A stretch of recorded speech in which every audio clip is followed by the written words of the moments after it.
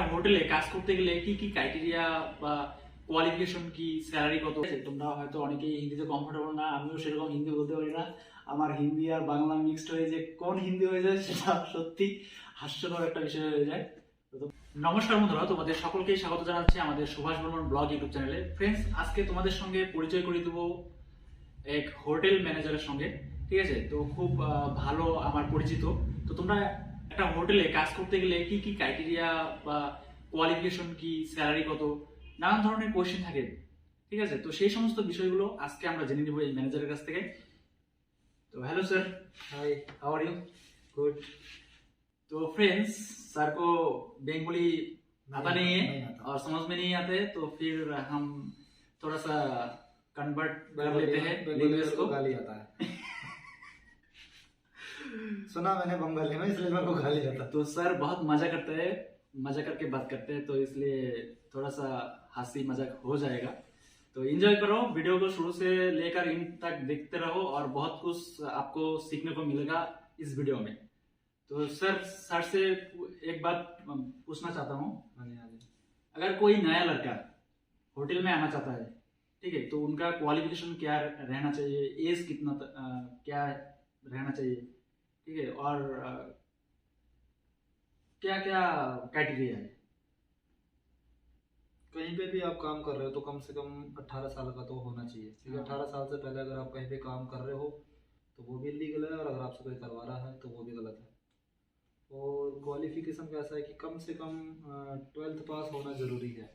12th पास, कम से कम 12th पास होना ज़रूरी है, क्योंकि 12th पास जो हो जाता है तो उसको बहुत सारी चीज़ों की नॉलेज हो जाती है। 12th पास उम्र में आदमी कम से कम 17-18 साल का हो जाता है। हाँ, तो यानी कि उसके पास एक बेसिक नॉलेज होती है। ये है। और लैंग्वेज के बारे में क्या बोलोगे? इंग्लिश सीखना चाहिए, हिंदी सीखना चाहिए काम करने के लिए? डिपेंड करता है कि आप कहाँ पे काम कर रहे हो। जैसे राजस्थान में आप काम कर रहे हो तो यहाँ पे आपको जैसे हिंदी आनी चाहिए, क्योंकि यहाँ पे अधिकतर लोग बाग हिंदी बात करते हैं। हिंदी भाषा बस। इंग्लिश है एक तरीके से बीच की भाषा है कि जैसे मान लो किसी को हिंदी नहीं आती है तो वो इंग्लिश बोल सकता है, क्योंकि इंग्लिश सब जगह पे चलती है। हाँ, सही है। तो इंग्लिश एक बीच का लैंग्वेज भी है कि जैसे आप यहाँ पे नहीं हो, आप कहीं पे विदेश जाना चाह रहे हो, तो वहाँ पे आपको लोगों से बातचीत करने का जरिया एक इंग्लिश ही होता है, क्योंकि इंग्लिश अधिकतर लोग बोलते हैं। हाँ, सही बोला आपने। তো ফ্রেন্ডস, তোমরা জানতে পারলে যে ন্যূনতম কোয়ালিফিকেশন উচ্চ মাধ্যমিক এবং ন্যূনতম বয়স হচ্ছে 18 বছর। 18 বছরের নিচে তো কেউ কাজ করতে পারবে না। 12th पास करने के बाद में आप होटल मैनेजमेंट का कोर्स भी कर सकते हो, क्योंकि उसके लिए भी बेसिकली कम से कम 12th पास होना जरूरी है। हाँ हाँ, तो उसके लिए आप होटल मैनेजमेंट के लिए आप अप्लाई कर सकते हो, जिससे कि उसकी डिग्री आपको, जैसे आप विदेश में कहीं पे काम करना जाना चाह रहे हो, तो जैसे यहाँ पे तो लोकल है तो ठीक है, चलो आपको काम पे रख लिया, लेकिन बाहर आप जा रहे हो तो आपके पास ये स्किल होना जरूरी है कि आप किस चीज में, आपका प्रोफेशन क्या है, प्रोफेशनल होना चाहिए। अब आप किसी के पास जाके बोलोगे भाई मैं होटल में काम करूंगा, तो क्या काम करेगा, क्योंकि वो प्रॉपर्टी को नुकसान पहुंचाएगा, कुकमैन करेगा, नहीं कर पाएगा। और अगर वो प्रोफेशनल है, उसके पास स्किल है, उसने सीखा हुआ है, तो बाहर पे भी कहीं पे अप्लाई कर सकता है, जैसे दुबई में और कहीं पे भी अप्लाई कर सकता है, तो अच्छी सैलरी उसको मिल सकती है। या फिर किसी अच्छे होटल्स में जा रहा है तो वहाँ पे ज़्यादा पूछेंगे भाई कहाँ पे काम किया है, क्या सीखा है, आपके पास एक डिग्री है तो आपको एक अच्छी सैलरी और एक अच्छी पोजीशन मिल जाएगी। हाँ, सही बोला आपने। তো ফ্রেন্ডস, আমরা স্যারের কাছ থেকে জানতে পারলাম যে উচ্চ মাধ্যমিকের পরে আমরা কিন্তু এখানে সেখানে জব পেয়ে যাব, ঠিক আছে, কিন্তু বাইরে যখন যাব আউট অফ কান্ট্রি, তখন কিন্তু আমাদের একটা প্রফেশনাল স্কিলের প্রয়োজন হবে। তো স্কিলের প্রয়োজন বলতে এখানে আমাদের হোটেল ম্যানেজমেন্ট করতে হবে, ঠিক আছে। তো স্যার अभी जैसे इसका एग्जांपल है, जैसे मान लो मेरे को 5-6 साल हो गए काम करते हुए, लेकिन एक डिग्री या डिप्लोमा नहीं है। अभी जैसे मैं उसके लिए अप्लाई किया है तो वो जैसे मान लो थोड़े बहुत टाइम में वो आएगा, तो उसके बाद में मैं फिर बाहर विदेश में उसके लिए अप्लाई कर सकता हूँ, या फिर मान लो अच्छे किसी 5 स्टार होटल में उसके लिए अप्लाई कर सकता हूँ, लेकिन उससे पहले नहीं कर सकता, क्योंकि आपके पास में डिग्री डिप्लोमा होना जरूरी है। अगर आप आगे जाना चाह रहे हो, जैसे इंडिया में आप काम कर रहे हो, जैसे नॉर्मली आपका सैलरी पैसे कहीं पे आप जा रहे हो फ्रेशर के तौर पे 10,000, 12,000, 15,000, या फिर आपके पास अच्छा एक्सपीरियंस हो गया तो आप 20,000, 25,000 तक पहुंच सकते हो। लेकिन अगर आप इससे ऊपर लेवल पे जाना चाह रहे हो तो आपके स्किल पास होना जरूरी है। तो स्किल होना जरूरी है। तो सर आपने जो बोला होटल मैनेजमेंट करना चाहिए, हाँ, तो होटल मैनेजमेंट अगर इसी लाइन में अगर आपको आगे जाना है, करियर बनाना है, तो आपको मैनेजमेंट का डिग्री आपके पास होना जरूरी है। तो इस वीडियो को जो भी देख रहे हैं, तो आशा करता हूँ कि उन लोग सारे के सारे होटल लाइन में काम करना चाहता है और जानकारी चाहिए उनको। होटल लाइन में काम करने के लिए सबसे जरूरी है कि आपको मानसिक तौर पे मजबूत होना चाहिए, क्योंकि यहाँ पे आपको हजारों लोगों से मिलना होता है, हजारों लोगों से मुलाकात होती है, हाँ, हजारों हाँ, लोगों से सीखना होता है। कोई लोग कैसे होते हैं, कोई लोग कैसे होते हैं, सब लोग। तो यहाँ पे मेंटली रूप से आपको मजबूत होना जरूरी है, और सारा रूप से भी कि आप शरीर से भी मजबूत हो।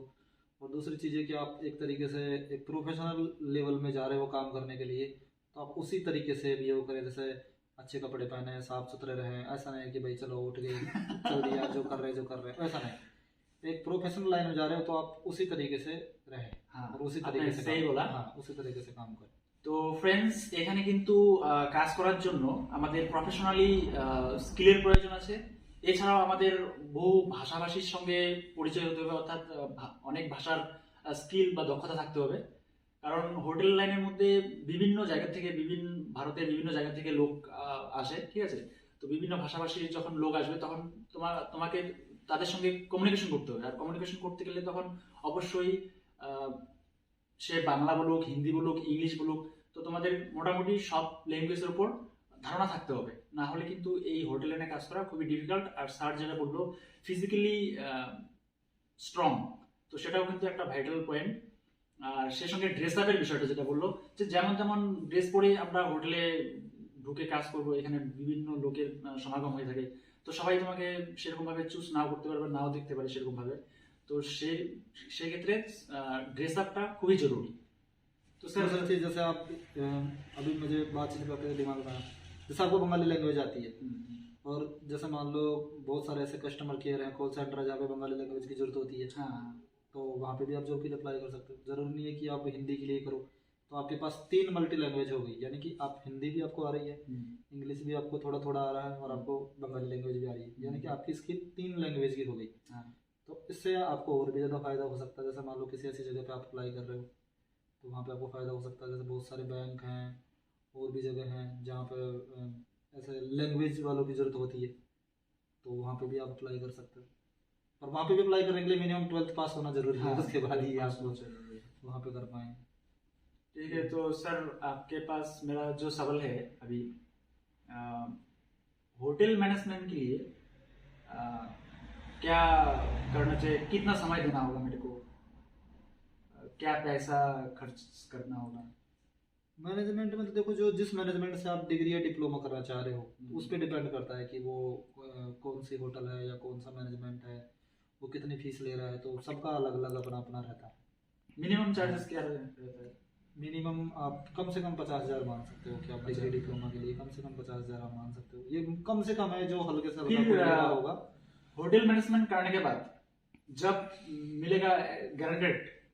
हाँ, आप बहुत सी जगह अप्लाई कर सकते हो। जैसे जयपुर में कम से कम 5 से 6,000 होटल जयपुर में है, अलग अलग जगह पे आपके कॉन्टैक्ट्स में है, या फिर कहीं पे बाहर से आपके कॉन्टैक्ट होना ज़रूरी है, तो आप अप्लाई कर सकते हो।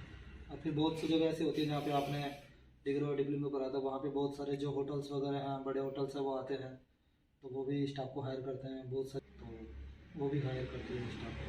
तो सर मैं नॉर्मली कॉन्टैक्ट से, जैसे अपने उत्तम भाई है यहाँ पे जॉब कर रहे हैं, तो आप जैसे इनके थ्रू यहाँ पे आए, तो जैसे आपको किसी डिग्री डिप्लोमा की जरूरत नहीं पड़ी, आप फ्रेशर के तौर पे यहाँ पे आए, आपने बेसिक जो काम काज है वो इनके थ्रू सीखना शुरू किया, तो यानी कि आपको इस चीज़ का नॉलेज मिला। अब जैसे मान लो ये होटल है, यहाँ पे आप अभी काम कर रहे हो, तो यहाँ पे एक काम नहीं, आप 2-3 काम भी, जैसे आपको कोई बोलता है तो आप करते हो। तो मतलब ऐसा नहीं कि आप उसी एक चीज़ को सीख रहे हो, साथ साथ में आप 2-3 चीज़ें सीख रहे हो। तो जहाँ पे आप रह रहे हो, तो कोशिश करो कि आप धीरे धीरे सब चीज़ों को सीखने की कोशिश करो, तो आप एक परफेक्ट हो सकते हो।